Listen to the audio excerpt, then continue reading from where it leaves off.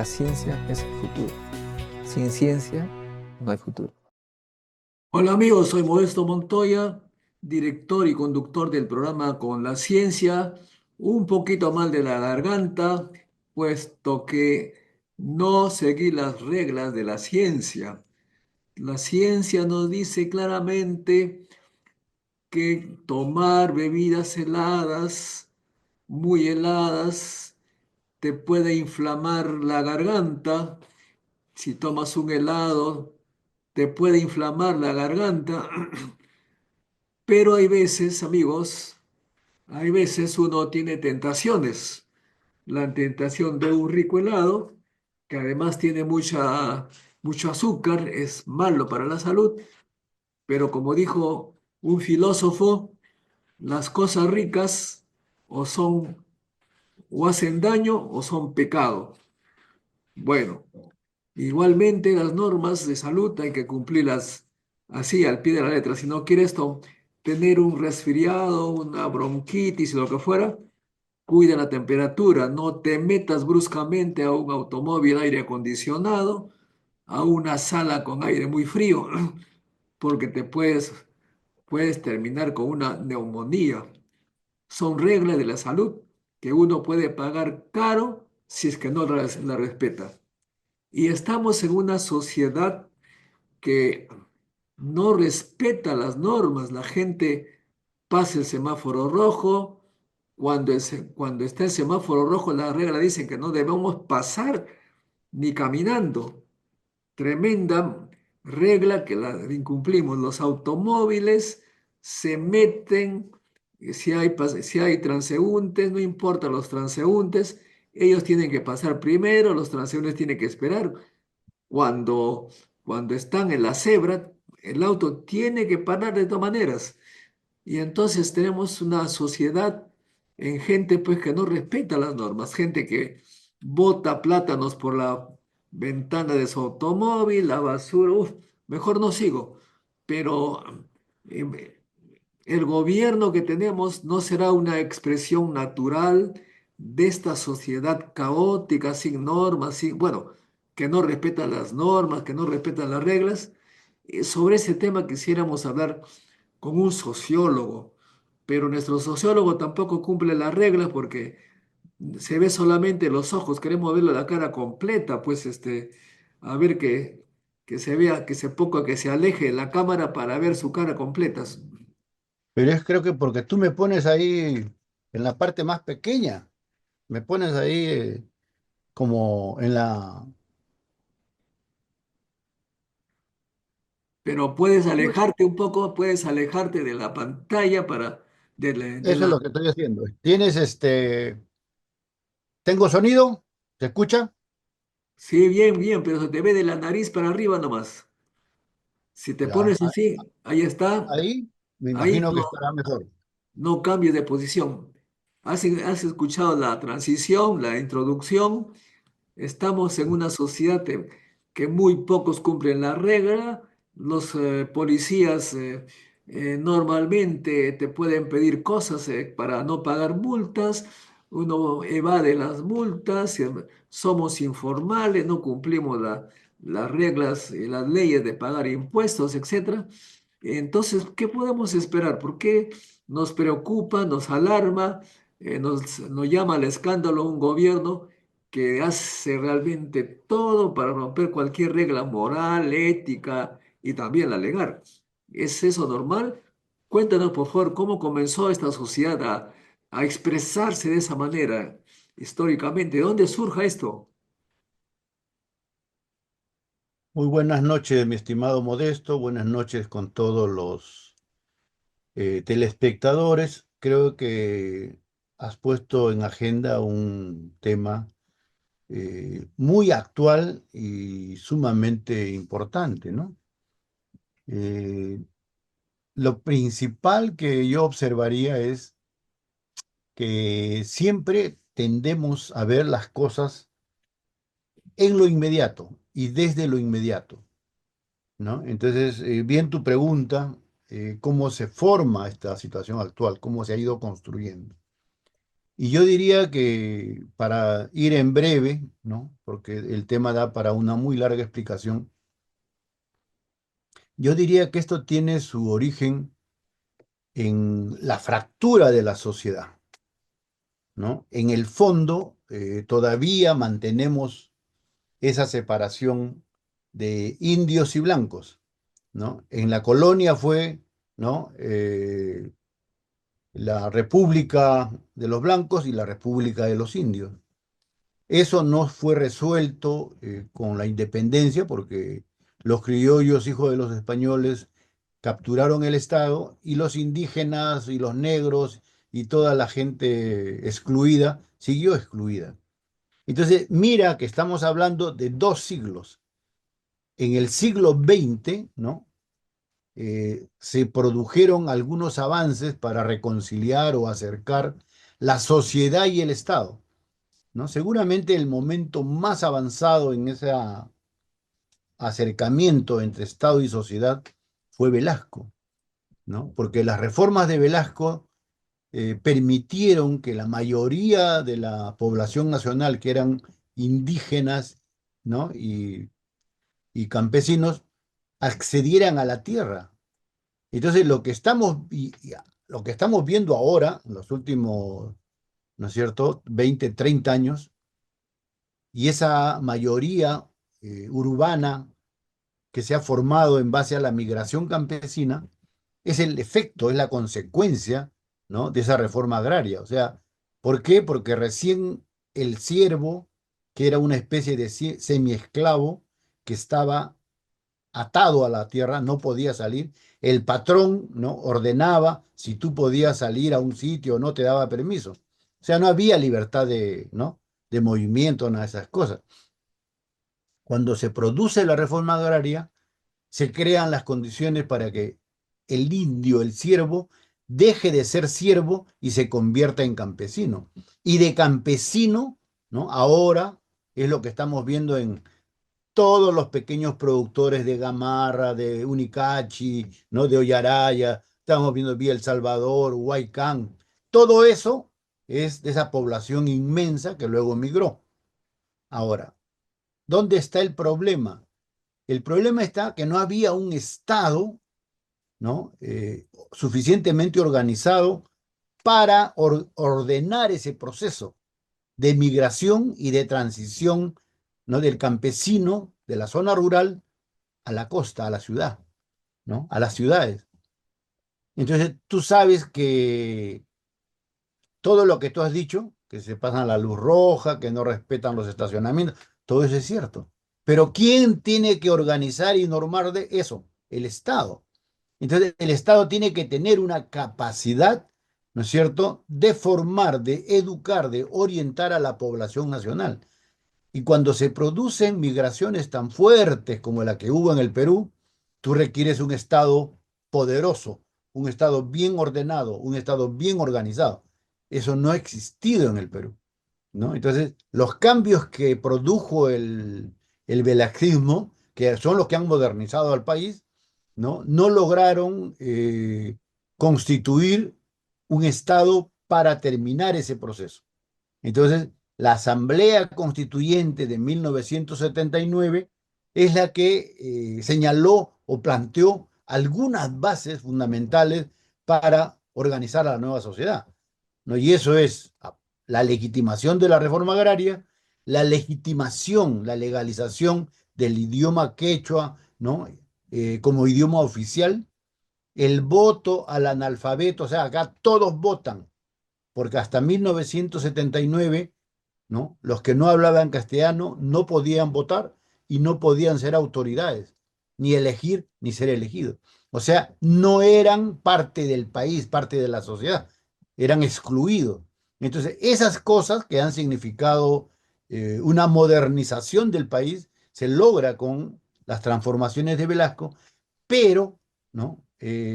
La Constitución de 1979 no tiene verdaderos defensores, promotores para decir hagamos y cumplamos con lo que está no contenido en los derechos de los campesinos, de los indígenas, en fin. Esa constitución no tuvo, ¿no?, representantes políticos para hacerlo funcionar en la sociedad. Ese es el gran problema. Y ahí ha venido la tercera cuestión, que a partir del 80 empieza Sendero Luminoso, ¿no? Con toda una accionar violento, ¿no? Terrorista, en fin, que acentúa la desorganización del país, pone en crisis y en jaque al Estado y al gobierno, y a los gobiernos, ¿no? Y eso desordena y desorganiza más aún al país. Y ese es un poco el devenir histórico. Bueno, pero tú me hablas de blancos e indios. Aquí nadie es blanco. No hay ni un blanco en el Perú, excepto Kuczynski. Todos son mezclados. Bueno, pero eso es más triste todavía, pues. Es patético. O sea, acá tenemos una cultura excluyente, racista, colonial, de la colonia, viene de la colonia. Entonces aquí, cuanto más te acercas, ¿no? A lo europeo, a lo occidental, y eso no solamente, no es únicamente el color de tu piel, ¿no? También es tu educación, tu lenguaje, ¿no?, tu cultura, ¿no?, tus formas de actuación. Cuanto más te acercas a lo criollo occidental, ¿no?, tú te vas diferenciando de aquello que viene, ¿no?, de nuestra mayoría indígena, como tú dices, acá, como decía Palma de alguna manera, el que no tiene de Inga tiene de Mandinga, pero la frase más exacta es la que dio Arguedas, ¿no?, nuestro gran escritor, que dijo, somos un país de todas las sangres. Acá hay diferentes sangres y ese es el Perú. Entonces, pero subsiste, se mantiene, ¿no es cierto?, una mentalidad racista, ¿no?, criolla, eurocéntrica. Entonces, y es triste y patético, como tú dices, porque blanco, blanco, gringo, gringos no hay, o son una absoluta ínfima minoría. Pero sin embargo, todo el mundo quiere diferenciarse, ¿no?, del mestizo, del cholo, del indígena, porque así se siente superior. O sea, eso es la tragedia también en nuestra mentalidad, mi estimado Modesto. Bueno, pero por otro lado, el gobierno que nosotros estamos viviendo en este momento, estamos sufriendo, es en cierta manera un problema que nos está causando, pero no encontramos la solución. Y si el gobierno es una expresión de la sociedad, entonces no va a haber solución. Como te he comentado, me, me detuve en lo que significó Sendero en los años 80 y 90. Pero como tú muy bien recuerdas, la contrapartida de Sendero ante la violencia y la caotización de la sociedad fue Fujimori, ¿no?, y una salida militarista, ¿no?, con también ilegalidades desde el Estado, ¿no? O sea que el Estado, en lugar de ordenar y proteger a todos en el Perú, se abrió y se puso como un otro enemigo mortal a Sendero, y ambos cometieron, ¿no?, crímenes, ¿no?, crímenes de lesa humanidad. Entonces, ¿qué significa eso para la actualidad? Que la legalidad, el sistema de legalidad, ¿no?, y de legitimidad se pierde, ¿no? Y desde ahí, desde Fujimori para adelante, vamos a encontrar, con la casi solitaria excepción del breve periodo del presidente Valentín Paniagua, todo el resto, ¿no?, ha sido uno más que otro gobiernos con graves problemas de legalidad, o sea, gobiernos que han sido luego, por eso tenemos 6 presidentes en la cárcel y uno muerto, ¿no es cierto?, porque todos han terminado acusados de robos, de malversación y cosas por el estilo. O sea, la máxima autoridad del país, aquella que debe, ¿no?, producir, ¿no?, la imagen de lo que es nuestro país, de lo que son nuestros ciudadanos, sin embargo, son los primeros en aparecer como corruptos, no como delincuentes, como ladrones. Entonces, este gobierno, si tú lo ves, de acuerdo a lo que has estado mencionando, no solamente es una continuidad, sino es un ahondamiento, ¿no? Es todavía peor que los gobiernos anteriores, ¿no? Porque está abiertamente implicado en actos criminales, ¿no? O sea, la gente se olvida por el tremendo peso que tiene los medios de comunicación, pero no recuerda dos o tres ejemplos. Lo de Caliwarma, por ejemplo, ¿no es cierto? Que una empresa proveedora, cuando esta señora Dina Boluarte era ministra del Ministerio de la Mujer, ¿no? Que es la que ha hecho las compras esta de de los productos podridos, carne de caballo, cosas por el estilo. Cuando empezó la investigación, muere el dueño de la empresa que era el proveedor de esos productos, ¿no es cierto?, putrefactos, no aptos para el consumo humano. Eso es en primer lugar, ¿no es cierto? Y en segundo lugar, el aliado y principal sostén político, ¿no? Y aliado de la señora Boluarte, que es el señor Cerrón, se ha pasado más de un año, ¿no? Con orden de captura. Y la policía no lo ha encontrado, no lo ha detenido. ¿Por qué? Porque por orden de la propia señora Boluarte, la policía protegía al buscado, ¿no? Ok, pero te rogaría nuevamente retirarte un poco para ver tu carátula completa. Bueno, lo que yo te decía es que, en primer lugar, nosotros somos mestizos. Pero, si hablamos genéticamente, todos tenemos más de indio que de español. Los que vinieron acá, unos cuantos españoles se mezclaron con millones de peruanos. Entonces eso es un mestizaje como echar una botella de vino, perdón, una gota de vino en una botella de agua. Sigue siendo agua. Para un poco haya una ubicación, como dicen, ubíquense, compatriotas, ubiquémonos. Les voy a pasar brevemente un video de unas turistas españolas a quien he entrevistado que adoran el Perú y son los españoles que vinieron, los primeros españoles, para que vean qué peruanos se parecen a ellas, españoles. Los peruanos son mestizos entre indios y ellos. ¿A quién nos parecemos más? ¿A los indios o a ellos? ¿Me permites pasarte eso? Por supuesto, hay que ilustrarse e ilustrar a los televidentes, mi estimado Ahí. Modesto.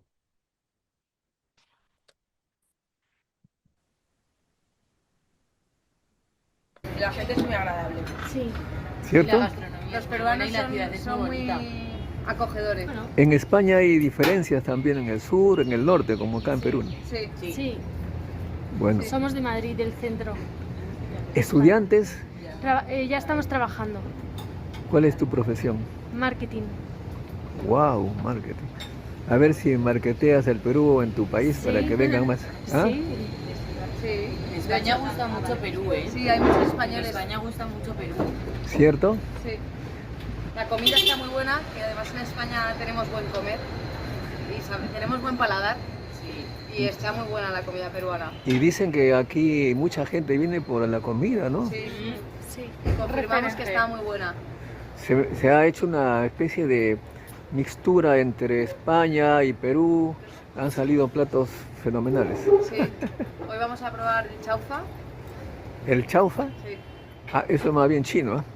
Bueno, pero este es un plato También peruano, Perú. ¿no? Típico, no. Muy bien, chicas, las felicito y las agradezco por venir a nuestro país y espero que se diviertan en Cusco, en la selva, que hace mucho calor, los mosquitos, y les recomiendo, por favor, que no tomen por allí cosas que no estén hervidas, porque a veces hay contaminación. ¿Ah? Sí. Ok, Gracias. ¡Viva el Perú! ok. La ciencia es el futuro. Sin ciencia no hay futuro.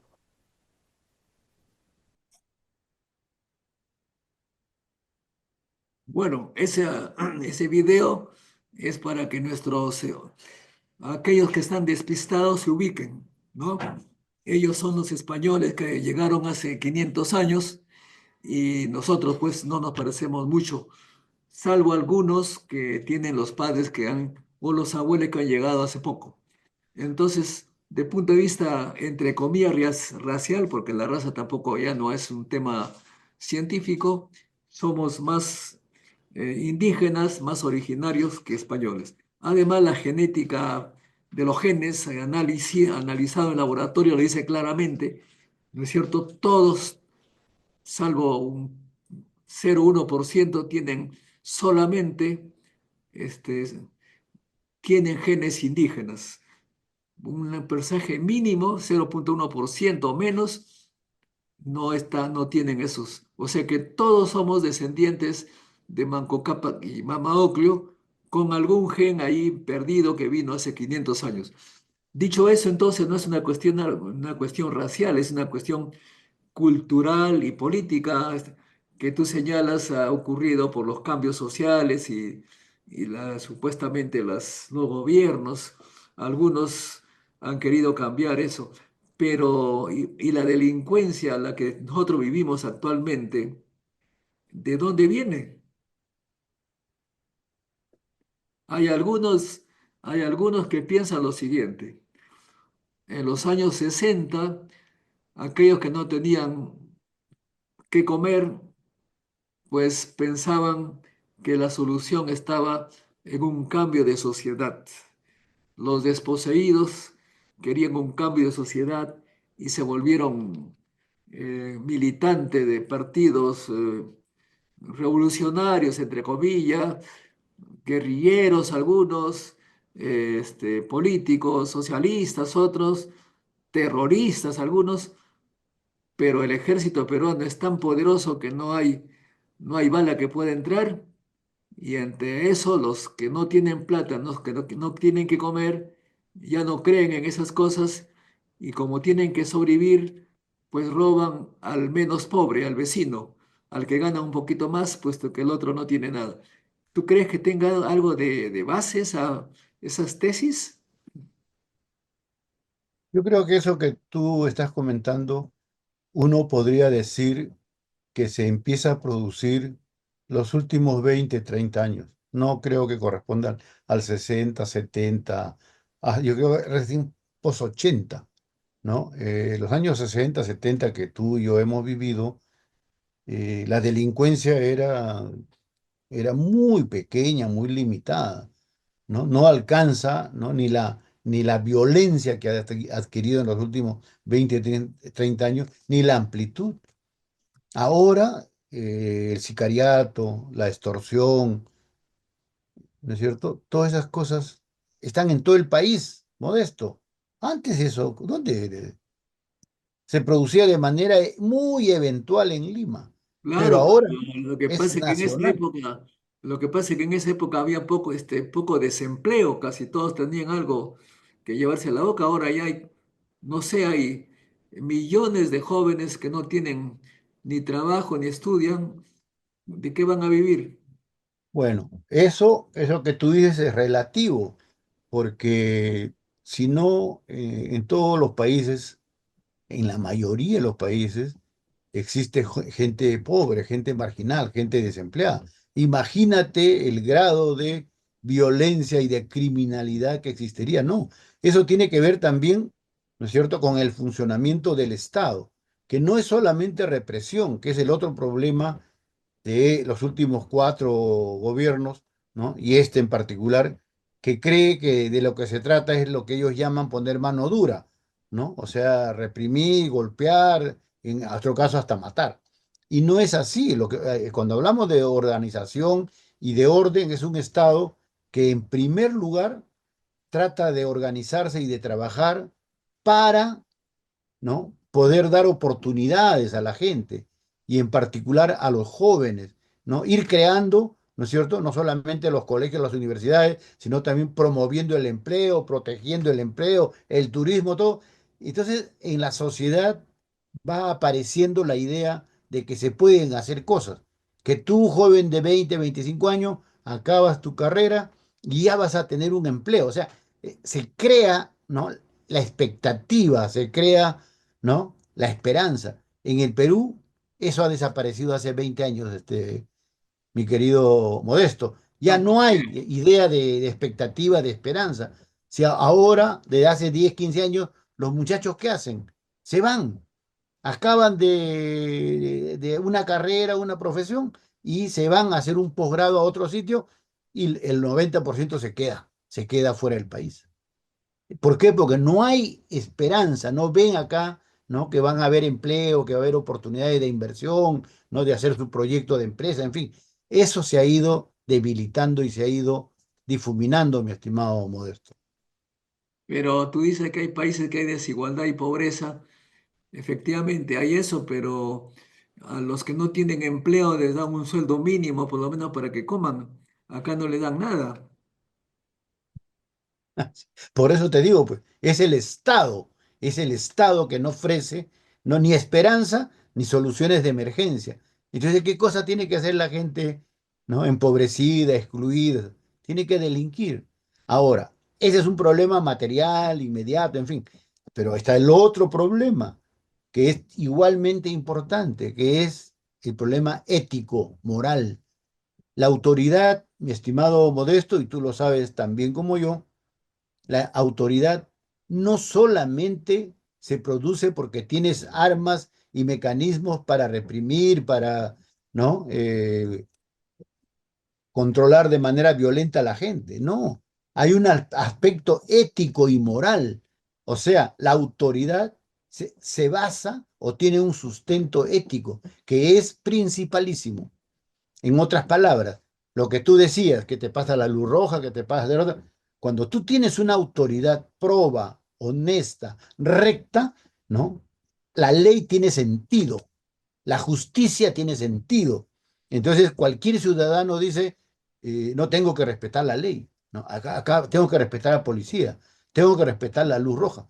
Pero cuando tu presidente, tu ministro, entonces el principal delincuente, el principal ratero, el que está metido ahí con, ¿no es cierto?, con bandas criminales, ¿cómo le vas a pedir al ciudadano que él sea, ¿no? Una persona proba, correcta, honesta? Se va rompiendo, se va descomponiendo. Entonces solamente la ley deja de tener sentido, la justicia deja de tener sentido. ¿Qué es lo que queda como último reducto? La ética, ¿no? Porque la ética es de cada uno. Solamente tu ética. Si tú has tenido, ¿no es cierto?, una formación en valores que ha sido fuerte, que se ha desarrollado en tu hogar, en tu familia, entonces tú vas a ser capaz, ¿no es cierto?, de resistir toda esta podredumbre y vas a poder mantenerte dentro de lo correcto, dentro de lo justo. Pero la mayor parte no tiene eso, Modesto. Por eso que existe la ley, la justicia, la policía, en fin, el juez. Pero cuando no hay el ejemplo, cuando las principales autoridades están putrefactas, corruptas, son criminales, ¿cómo puedes tú aplicar la ley, la justicia y el orden? Bueno, pero tú también estás exagerando en tus expresiones, porque yo lo que debo decir es, si nosotros creemos a los medios de comunicación que hacen una difusión de noticias e interpretación, según esos medios, la presidenta miente, los ministros cometen cosas ilegales, hay ministros, según la prensa, que no cumplen con sus obligaciones, están en procesos judiciales, pero dicen que no están, o sea, se contradicen. La presidenta, según los medios sociales, señalan que mintió, que estuvo 2 o 3 días fuera de servicio, que permitió que se firmen decretos supremos. Eso dice la prensa, pero obviamente si la gente escucha eso, nota pues que estamos, además, que los congresistas hacen leyes a su favor, contra la Constitución, que el TC designado por el Congreso hace leyes pro delincuentes y pro congresistas. Eso dicen los medios, pero ¿no crees que es una exageración y que no, de repente no es verdad y que por el contrario esas mentiras, entre comillas, está exacerbando a la población y ya pierde la confianza en un gobierno honesto, no podríamos pensar así. ¿Por qué tú afirmas cosas que no puedes probar? ¿Por qué no voy a probar? Tú estás haciendo una pregunta que es retórica, entiendo yo, para crear más expectativa en la audiencia. Yo te pongo tres ejemplos nomás para que veas que estas afirmaciones, acusaciones de la prensa sobre la presidenta tienen fundamento. La primera es de los famosos Rolex. O sea, una señora que ha sido una empleada, ¿no?, de medio nivel en la RENIEC, presidenta del Club Apurímac, ¿no? Ya, que por esas cosas de la vida que sucede en nuestro país, llega la presidenta. ¿Tú crees posible que esa señora va a tener como estilo, como forma de, ¿no?, de vestirse, de look Rolex? Un Rolex de 30.000, 40.000 dólares. ¿Tú crees eso posible? Eso no, pues eso no es posible. Y luego que diga que se lo ha regalado su Waiki, ¿no? Al gobierno regional de Ayacucho, ¿no? Oscorima, ¿no? Acusado por narcotraficante, encarcelado por narcotraficante. Ya, la explicación era que su Waiki se lo había regalado. Bueno, tú le puedes creer, yo no le creo. Pero lo hizo no pensando en la señora, sino en la imagen que debe dar la presidenta de la República, no Dina Boluarte, sino la presidenta de la República del Perú. Un país del oro no podía estar vestida sin algo de oro, pues eso, señor. A ver, yo te digo, hace una encuesta en el mundo, ¿no? Incluyendo Trump, para ver cuántos usan Rolex. Yo te digo que ninguno, ninguno. Eso es una, ¿cómo se llama eso? Una cosa frívola, una cosa a veces es una pachotada, ¿no? Que alguien piense solamente en su mente muy pobre, ¿no es cierto? Y burda, puede pensar que para que yo soy una autoridad, tengo que ponerme un Rolex. Eso es un absurdo. Ese es uno. Lo otro es esta cuestión que hemos mencionado. Un año persiguiendo al señor Cerrón, ¿no? Imposible de encontrarlo. ¿Por qué? Porque el principal encargo del señor Santiesteban, el ministro que acaba de ser Santibáñez, que acaba de ser renunciado, era el principal protector, o sea, el principal guardaespaldas del señor Cerrón y de la señora, ¿no? ¿Por qué?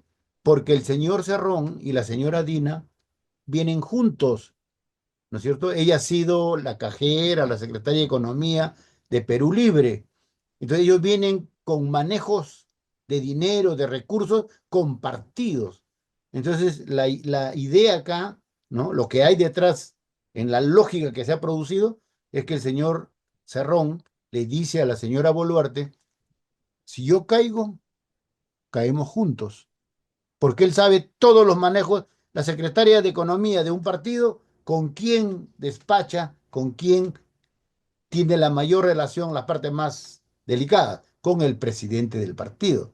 Y el señor Cerrón es el presidente de Perú Libre, ¿no? Bueno, Entonces, pero el señor Cerrón, los jueces le están dando la razón, sus juicios están cayendo uno tras uno.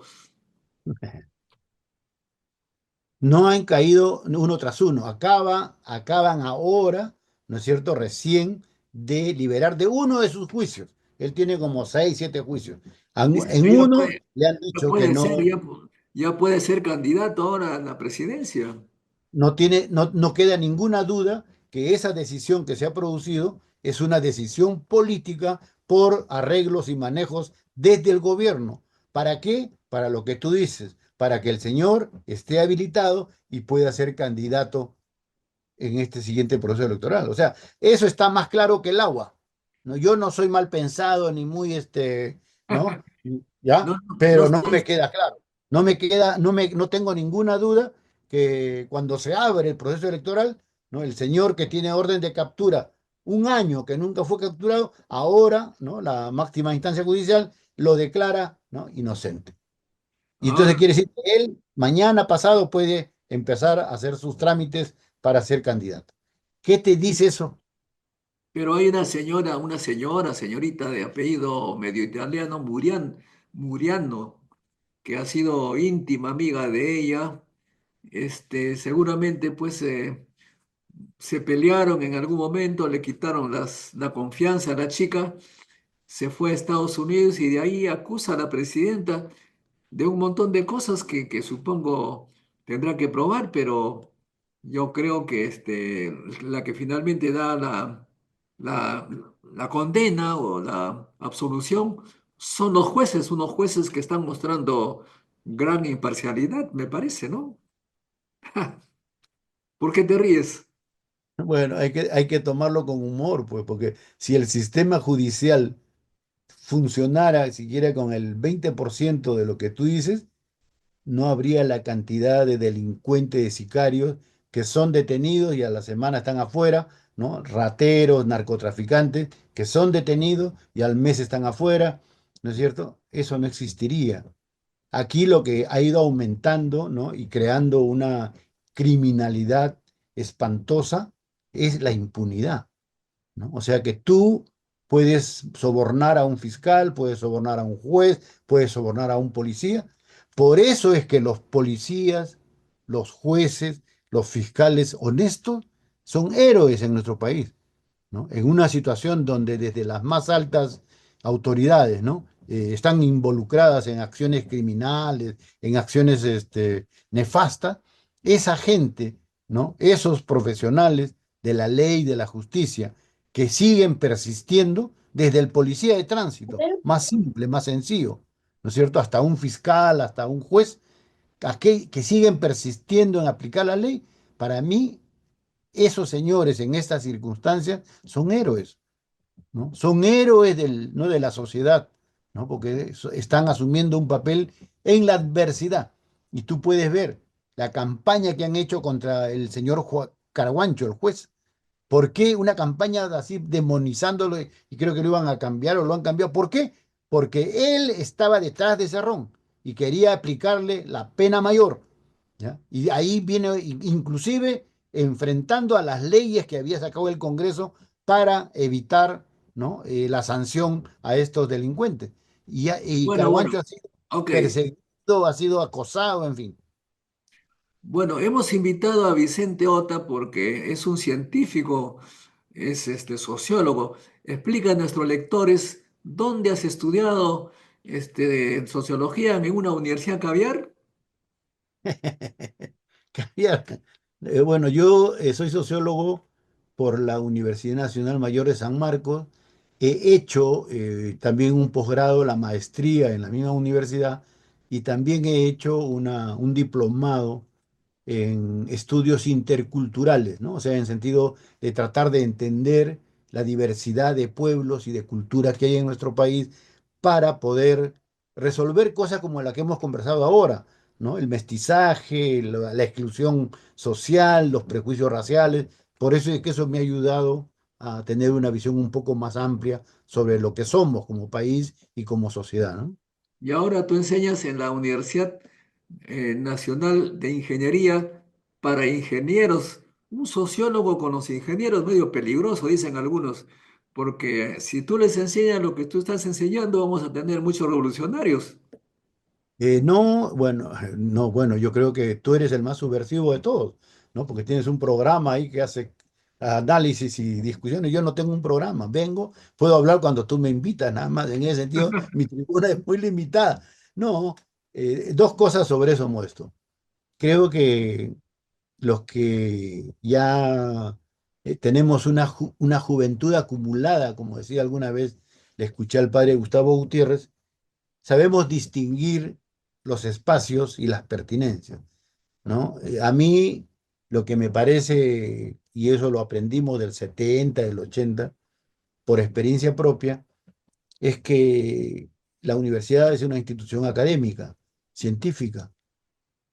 Eh, Entonces, la principal responsabilidad del estudiante como del profesor es aprender mejor, aprender lo máximo posible y el profesor es enseñar lo mejor posible y lograr que sus estudiantes desarrollen un pensamiento propio, un pensamiento crítico.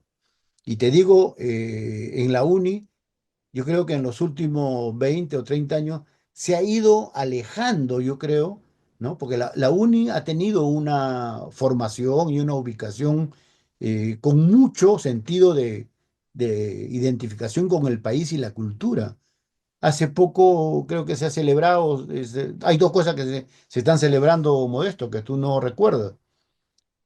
El primer gran diálogo que se produce en el Perú, ¿no? Entre dos literatos de altísimo nivel, fue el diálogo que se hizo el año 1966-67 entre Gabriel García Márquez y Vargas Llosa. Sí, se hizo en la UNI, ¿no? ¿No? Los dos premios Nobel posteriormente de América Latina, ¿no? Tuvieron un extraordinario diálogo, una conversación sobre la literatura y sobre la cultura. Y eso fue en la uni, mi estimado Modesto. Y Bueno, otro ejemplo, a la uni también llegó Robert Oppenheimer, el padre de la bomba atómica, y muchos otros más.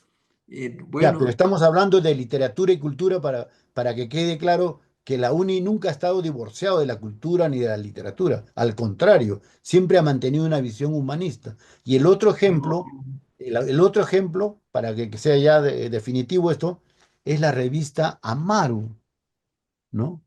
Que dirigió el gran poeta y literato Emilio Adolfo Westphalen, ¿no? Y la UNI el año pasado ha reeditado toda la colección, ¿no? De esta revista Amaru y lo presentó en la Feria del Libro. Mira, intelectuales, ¿no? Y literatos de primerísimo nivel han sido parte, ¿no? De ese ambiente cultural de la UNI, como debe ser. y hemos tenido un filósofo, José Ignacio López Soria, también como rector, cosa Así que... es. Así es, para Pero que bueno, veas. ok, está bien. Entonces la UNI es una universidad amplia, tecnología, ciencia, educación e innovación, que es lo que promovemos. Ok, Así ahora es. los seguidores de este programa modesto tienen preguntas. ¿Podrías tú responderlas si te las leo? Con todo gusto, mi estimado Modesto. Estamos acá para dialogar no solamente contigo, entre nosotros, sino también con el público. Para eso es este programa. Claro que sí. Aquí dice Jorge Pérez, en los ochentas, noventas y en el siglo XXI era igual, ciudadanos sin civismo. Será por la educación manipulada e ideologizada que forman ciudadanos pasivos y sin liderazgo, además de revisionismo histórico en colegios. Además, dice profesor, ¿qué esperaba el sociólogo hacer en los noventas? Abrazos y no balazos, como en México que pronto será balcanizado por su vecino, como en Colombia, que hasta la fecha hay territorios liberados. ¿Qué tal pregunta? A ver, vamos a ver cómo te sale de esa. Bueno, yo creo que ahí tendríamos medio día para responder todas esas preguntas. Pero vayamos con el tiempo que nos permite este espacio. Lo primero es, como hemos señalado al comienzo, es que lamentablemente el Estado peruano nunca incorporó a toda la sociedad.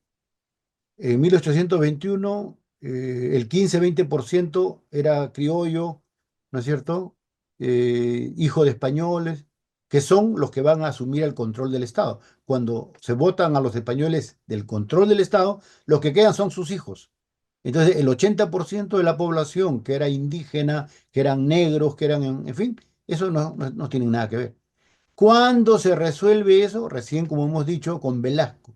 El año 70, el 69, con la reforma agraria y con la Constitución de 1979, recién se incorporan como ciudadanos.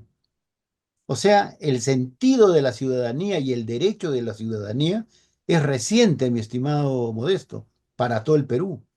Recién a partir de 1979. O sea, tiene ni 50 años. Entonces, todo este poco civismo que estamos comentando, que esa observación inteligente que hace el televidente, tiene que ver con eso, con que históricamente no se ha construido una sociedad de ciudadanos, ¿no? Ha sido una pugna terrible para pasar de siervo, de campesino, ¿no? Y luego ahora en la ciudad, pero siempre excluido por lo que tú has mencionado, por ser cholo, por ser indígena, ese es otro nivel, otra categoría. Muy bien, Entonces, eso no te permite construir, ¿no? Una identidad común. Ese es un primer problema, ¿no? Bueno, María, nuestra gran amiga, hace un gran like. Ya dejé mi like, dice, y por supuesto, invocamos a todos nuestros seguidores, amigos, que comuniquen a su gente, a sus contactos para hacer cada mes, cada vez más en este canal dedicado a la educación, ciencia, tecnología e innovación. Alejandro Guerra dice lo siguiente, porque aquí ya se trata también de solución, ¿ah? La solución sacar esos vivos que tienen el Congreso con traidores sin cambio de constitución. Luego, incrementar presupuesto en educación, salud, transporte, etcétera. Bueno, efectivamente, hay que sacar a todos los sinvergüenzas e invertir en educación. Pero bueno, ahí la gente dice, ¿quién es el sinvergüenza? Todo el mundo se mira al otro lado. ¿Cuál es tu opinión? Que es muy pertinente y válido. O sea, yo creo que lo primero, lo urgente y lo importante en este caso, más que hacer cambios en el gobierno, en el parlamento, es hacer una revolución ética y cultural. O sea, volver a recuperar en la sociedad, ¿no es cierto?, una idea de un país justo, de un país sano, de un país donde se aplican y se respetan las leyes.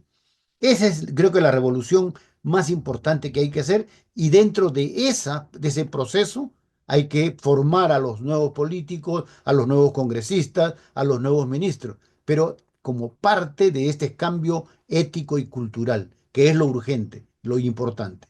Mira, aquí Jonathan Rivas se está burlando de nosotros, ¿ah? No sé qué quiere decir, pero dice, ¿de qué país son? ¿De qué país eres, Vicente? Bueno, yo, no, yo creo que alguien tendría que estar muy desubicado para no reconocer que estamos hablando de Perú y que todo nuestro diálogo ha girado sobre el Perú, ¿no es cierto? Entonces yo tendría que estar, pues, al contrario, no sé de dónde será este señor, o sea, dónde estará o en Parece qué que condiciones estará, ¿no? yo interpreto la idea de que nosotros no comprendemos lo que pasa en el Perú, pero en fin, como no dice ninguna posición, tampoco podemos contestar. María dice, yo quisiera saber por qué los profesionales más preparados no entran al Estado. Y es al revés. El Estado se llena de corruptos con K, inmorales y tramposos. Ahí está, ¿ve? Tanto sociólogo de San Marcos y no han resuelto el problema de la sociedad. A ver, cuéntame por qué. Yo creo que es muy inteligente y pertinente el comentario de esta señorita, ¿no? Porque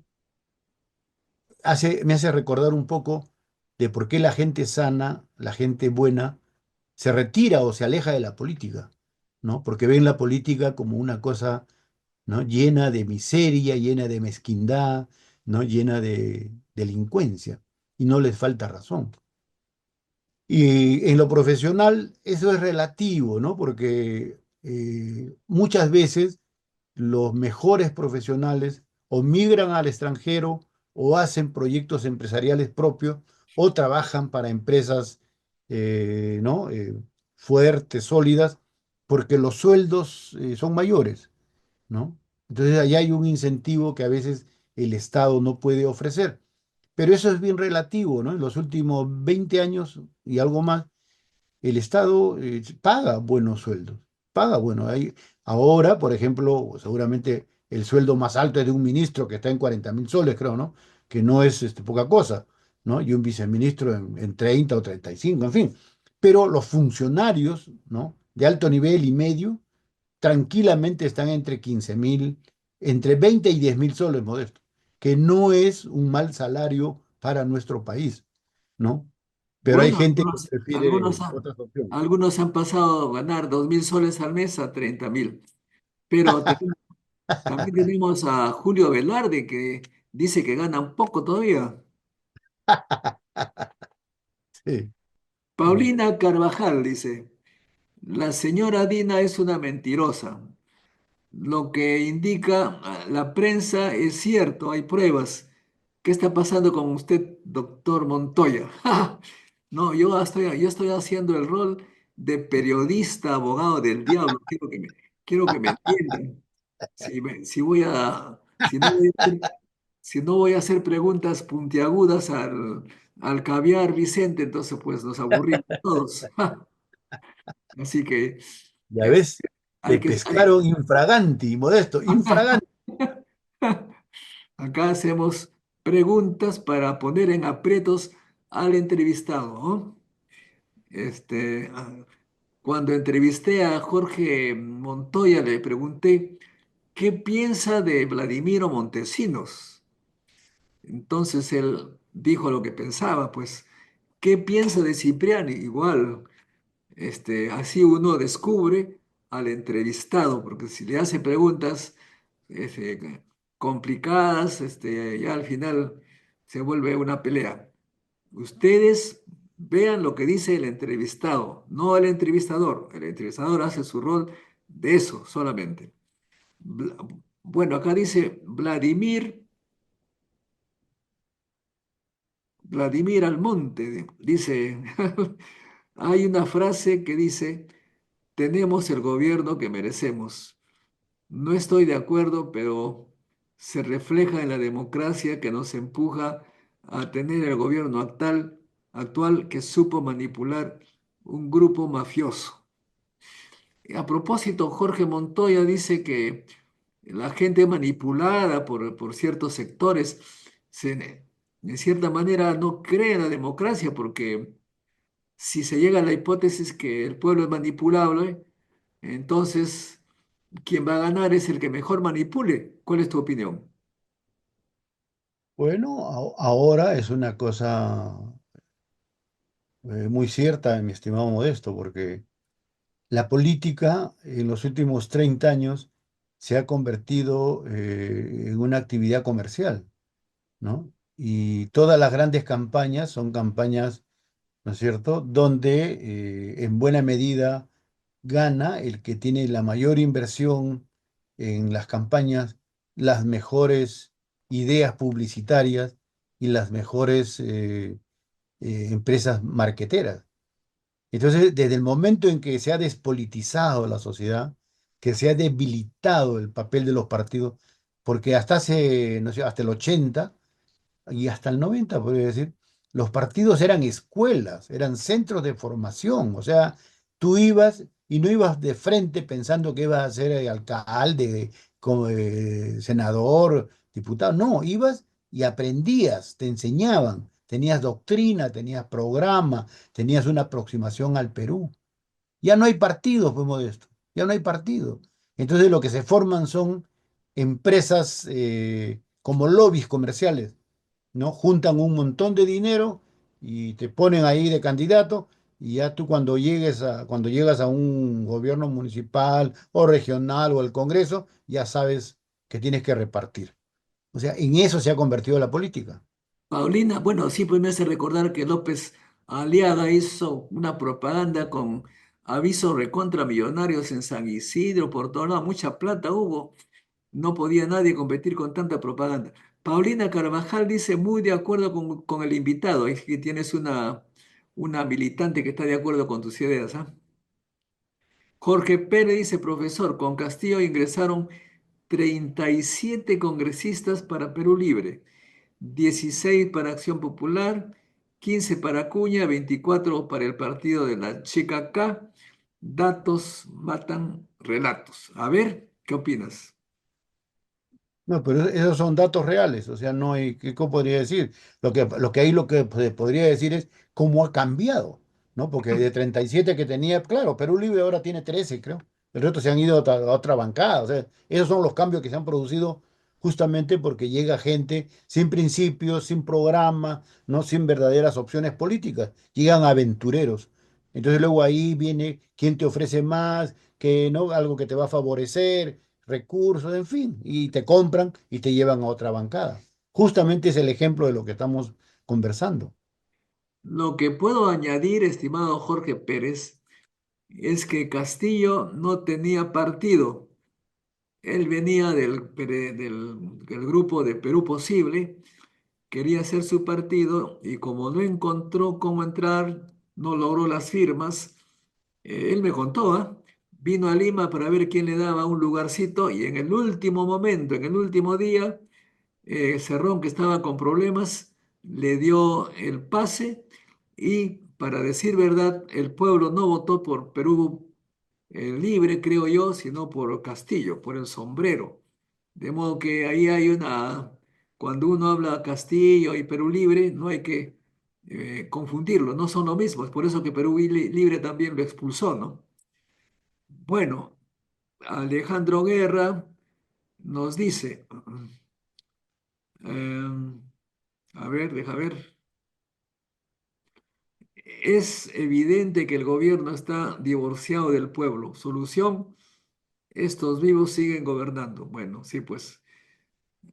San Marquino como yo, dice María, el doctor Vicente Ota. Sé que tienes tú una San Marquina, Una colega. colega.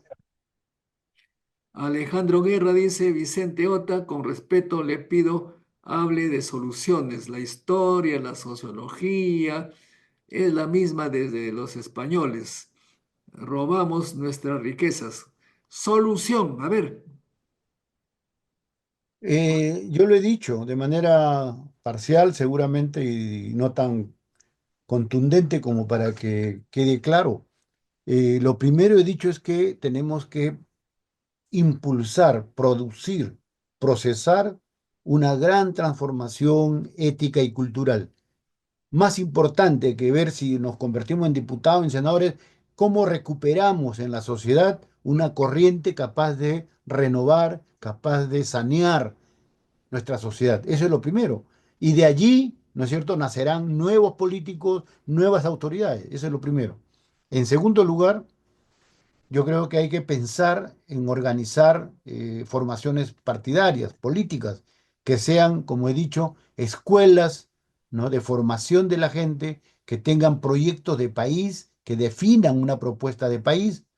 Ahora, en tercer lugar, hay algo que no se discute, pero que yo creo que es fundamental. La lucha actual en las siguientes elecciones no debería ser, ¿no?, por solamente llegar al gobierno o cambiar al gobierno. Ustedes saben, y tú lo sabes mejor que yo, mi estimado Modesto, que este Congreso ha cambiado algo así como el 51% de la actual Constitución. Lo que la Constitución esta que fue aprobada en 1993 por la Congreso Constituyente que promovió Fujimori, esta Constitución ya no es esa, es otra. Entonces, lo que estamos frente, ¿no?, a un cambio subrepticio, a un cambio así solapado, ¿no?, tramposo, cuando eso hay que hacerlo en una asamblea constituyente. Entonces, yo creo que sí debemos ir a una asamblea constituyente y ante el país, de cara al país, ¿no?, discutir y aprobar una propuesta de país. ¿Qué país queremos? ¿Qué Perú queremos? Eso es lo que plantea, ¿no?, toda esta trapacería, ¿no?, toda esta estafa que han hecho este Congreso y este gobierno con esa constitución, ¿no?, que es otra constitución que lo han hecho así entre gallos y medianoche, en la oscuridad. Vamos a hacer preguntas de respuesta breves porque ya se nos acaba el tiempo y hay varias, ¿ah? Ningún Estado incorpora toda la sociedad porque ese Estado no es toda la sociedad, dice. ¿Cuál es su definición de Estado? ¿Y qué opina del Estado paternalista llevado al extremo de Bolivia? Yo no sé por qué dice paternalista, porque Bolivia tiene problemas económicos debido a que apuesta por las materias primas y pocas materias primas, el gas me parece. No, uno es paternalista cuando tiene mucha plata, pero el Perú tiene para mí la suerte de contar con minerales de todo tipo, oro, plata, cobre, y el cobre está por el cielo, mientras que no es el caso pues de Bolivia. Así que los países que no tienen ciencia y tecnología y solamente depende de la materia prima, como Venezuela del petróleo, en Bolivia del gas y unas cuantas cositas, no, no va a tener gran futuro para... Si no tiene ciencia y tecnología, están fritos todos. Cuba igual, Cuba apenas tiene caña de azúcar, no tiene ciencia y tecnología, pero China, que es comunista, tiene todo tipo de ciencia y tecnología, está muy bien. De modo que la solución para mí es impulsar la ciencia, la tecnología y la innovación. Y la educación es nuestro lema. ¿Cuál es tu opinión, En relación a la pregunta que hacía el Fernando? Fernando, ¿qué es lo principal? Un Estado, ¿no? Es el sistema administrativo y de gestión de una sociedad, del país. Entonces, el Estado no es que representa uno por uno a todas las personas a ese nivel, no. Representa lo principal, ¿no es cierto? Eh, de las necesidades del país y de la sociedad y organiza sus recursos humanos, materiales, lo que tú has dicho, científico, tecnológico, todo aquello para satisfacer, ¿no? Y poder crear bienestar, progreso para el país y bienestar para la sociedad, para la población, Muy ¿no? bien, vamos rápido, ¿ah? Elizabeth Salvatierra dice, lamentablemente la mayoría de los gremios profesionales, los sociólogos a la cabeza, prefiere ponerse de costado ante lo que pasa en nuestro país. Estamos hablando de gente preparada. Eso de sociólogo a la cabeza fue mi parte, ¿ah? No, pero has dado en el clavo sin darte cuenta ni saberlo. Lo que pasa, de verdad, yo te digo porque yo soy del Colegio de Sociólogos del Perú, soy afiliado, soy un miembro, y he sido de la directiva nacional, y he sido candidato un par de veces para decano nacional del colegio. Lo que sucede es que así como hay un proceso de corrupción, de involución a muchos niveles del Estado y de la sociedad, en los colegios profesionales también ha llegado la corrupción, ¿no? Y la perversión, mi estimado Modesto.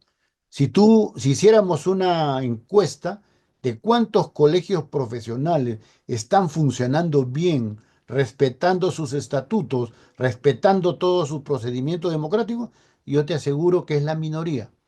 Y Ok, la mayoría, tú lo acá puedes ver en el dice, colegio de contadores, en el colegio de no sé cuánto, en disputas, en informalidad, en crisis. ya, respuesta breve, ¿ah? Fernando dice, no comprendo muy bien lo que quiere decir, pero la gente buena no quiere controlar la vida de otro, señor. ¿De qué está hablando? A ver, no sé a qué se refiere. Yo tampoco, creo que es una reflexión existencial, media metafísica, porque Pero, acá hemos hablado de que hay gente buena que a veces como profesional o en política no quiere comprometerse, ¿no? Porque hay demasiada podredumbre, demasiada suciedad. Pero la pregunta o la respuesta a esa actitud es, entonces, ¿quiénes van a mejorar el país? ¿Quiénes pueden cambiar la situación? Si no es la gente buena, la gente sana, ¿no? La gente ética. Ese es un reto justamente.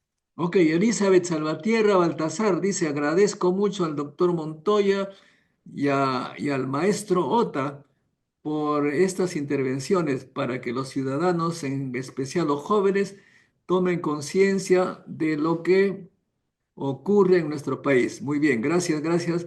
Hermano Clare dice, saludos Modesto y Vicente, nos saludan, ¿ah? Muchas Roberto. gracias.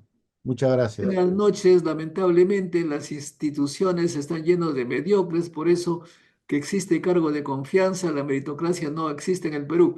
Bueno, es cierto. Goni Ancero dice, tiene que haber un tipo de examen parecido al examen de admisión de las universidades para tratar en cualquier cargo público y así la burocracia será eficiente. Muy bien, todo de acuerdo.